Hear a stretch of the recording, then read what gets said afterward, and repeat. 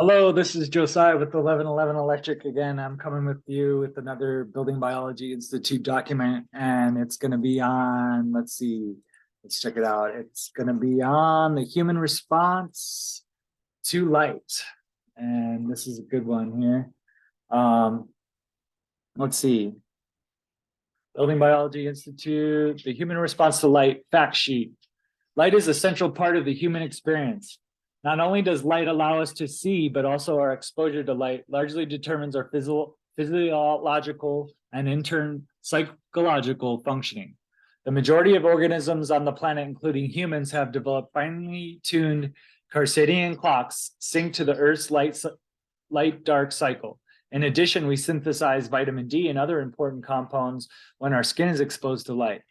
Altering our experience of the natural light-dark cycle by adding artificial light at night and spending the majority of our daytime hours indoors can have serious health consequences.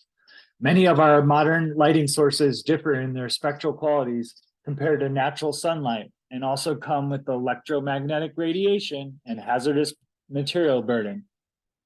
This course will cover the human visual, circadian, and skin responses to both natural and artificial light, as well as daylighting, strategies to bring natural light into buildings. What is light? Light is electromagnetic radiation. Visible light is generally defined as a part of the electromagnetic spectrum that is detectable by the human eye. And I'm just going to show you guys, this is where we're talking about in this range here of visible light. In between the 3 trillion and 36 quadrillion of in frequency in hertz. So that hop back in here. Oh, that's the wrong one. Yep, here. So visible light is generally defined as the part of the electromagnetic spectrum that is detectable by the human eye. It is divided based on wavelengths that appear as different colors: red, orange, yellow, green, blue, indigo, and violet, with red having the longest and violet the shortest wavelengths. The spectral regions adjacent to the visible light are also often referred to as light. These are infrared, and on the one end, the longer waves, ultraviolet, and on the other end, shorter waves. It is important to note the shorter waves of light contain more energy, which have the potential to be more biologically harmful than longer wavelengths. Light, visible UV and IR, is essential to life on Earth and is an integral part of the human experience. Our understanding of the human body response to light is constantly growing and evolving. There are 3 main systems in our bodies that utilize light: the visual system for vision, the non-image forming system for circadian rhythm regulation, and the skin system for synthesis of vitamin D and other compounds. Light and vision. Light allows us to see. What we see and how we process it largely determines on how we move about our ability to perform tasks, how we relate with others, and the decisions we make. However, light can also damage our eyes. Prolonged exposure to high intensity or high energy short wavelengths like UV and blue light at certain levels can cause oxidative stress in our eyes, break down pigments, and even cause death of the photoreceptor cells. Many modern light bulbs have a strong blue light component. Cold white LEDs with high correlated color temperature can have 3 to 4 times the blue light energy of warm white LEDs with low CCT. Thus, high CCT LEDs pose an elevated risk for eye toxicity. Light from screens on the TVs, computers, and mobile devices tends to peak at the blue wavelengths and has been shown to cause oxidative stress and death of the eye cells. It is therefore recommended to use natural to warm light sources and blue blocking apps on devices. Virtually all organisms have developed an internal timekeeping system, a circadian clock, in the response to natural 24-hour light and dark cycles of our planet. Environmental stimuli that can alter the circadian rhythms of our bodies are called Zeitbergs, literally time givers in German. Although there are a number of Zeitbergers, including temperature, meal timing, exercise, and even social interactions, light is the most important. In nature, transitions between light and dark are gradual and consistent. Today, we can alter our light environment with a flick of a switch.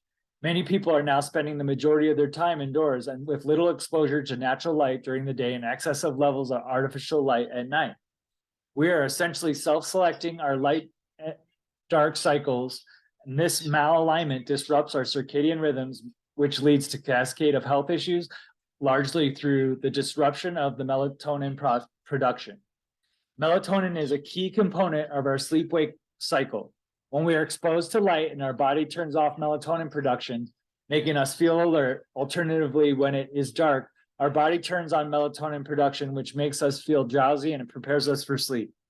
Artificial light at night disrupts the natural rise of melatonin at dusk, making it harder for us to get to sleep and to reach deep sleep. The suppression of melatonin from artificial light at night, however, is harmful at a much greater level than through its impact on sleep. Melatonin is one of the most powerful antioxidants in our body, and the low levels have been linked to a large variety of health issues, including cancer, diabetes, cardiovascular disease. In general, melatonin suppression can increases with increasing light intensity. That is, the brighter the light, the stronger the effect. Studies suggest that around and after sunset, we should limit our light exposure to 30 lux or less. Melatonin suppression is also greatest at the shortwave colors, blue and violet. In fact, monochromatic blue light as low as 1 lux can suppress melatonin production.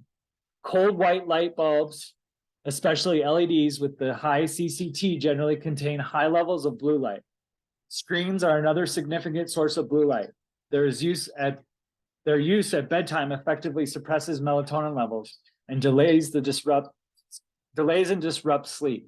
It is recommended to use warm light sources, blue blocking glasses, and blue blocking apps on devices from around sunset. Avoiding inappropriate light at night is only part of the story. The flip side is that daytime exposures to bright blue, rich light is equally important for our circadian rhythm entrainment. Unlike our ancestors, most of us spend the majority of daylight hours indoors with light levels that are much dimmer than outside. Outdoor light ranges between 100 lux close to sunrise and sunset on a cloudy day, and 100,000 lux or more in the middle of the sunny day, while light levels tend to be around 50 to 100 lux in homes and 100 to 500 lux in offices. Research suggests that at least 1,000 lux is needed for optimal melatonin suppression during the day. Note, although midday sunlight contains blue light, it is balanced with other colors and does not pose the same risk as blue dominant electric light sources. Light and skin. The skin in the body's largest organ is our main interface with the external environment. It senses and responds to and protects against the elements including pathogens, toxins, and solar radiation. The cells in our skin respond to light in a multitude of ways, many of which are still learning about.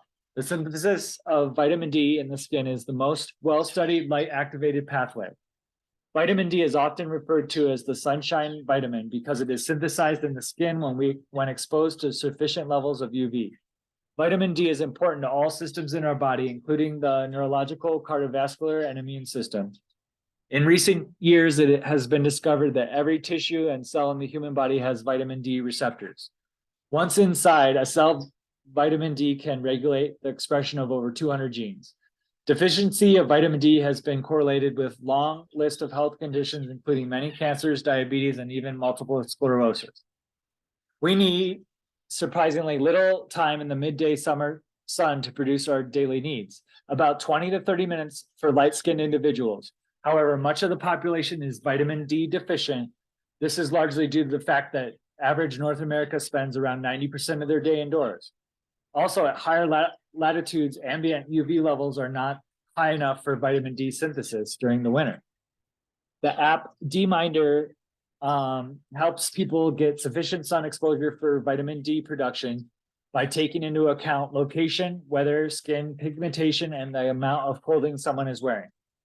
How the skin responds with UV is complicated. We need a certain amount of vitamin D production. However, too much UV can cause damage to our skins to the point of sunburn. History of severe sunburn, especially when young, is a #1 risk factor for melanoma, the dangerous type of skin cancer. But before we reach sunburn state, our skin is stimulated by UV exposure to produce melanin. Melanin acts as a natural sunscreen and also as a strong antioxidant that inactivates cancer-causing free radicals. Thus, some UV is very important for our health, but too much is harmful. The D-Minder app can be useful here by giving warnings of sunburn risk. It is important to note that tanning beds are associated with the increased risk in all types of skin cancer. This may be due partly to the type of UV they emit being different and more intense to that of the sunlight, and also the high levels of electromagnetic radiation from the UV lamps. Overall, it is recommended to get sensible sun exposure that avoids sunburns. Light and building design. Given wide-ranging benefits of sunlight to our health and that most people now spend the majority of their time indoors, it is important to design buildings that maximize appropriate natural light. This practice is called daylighting.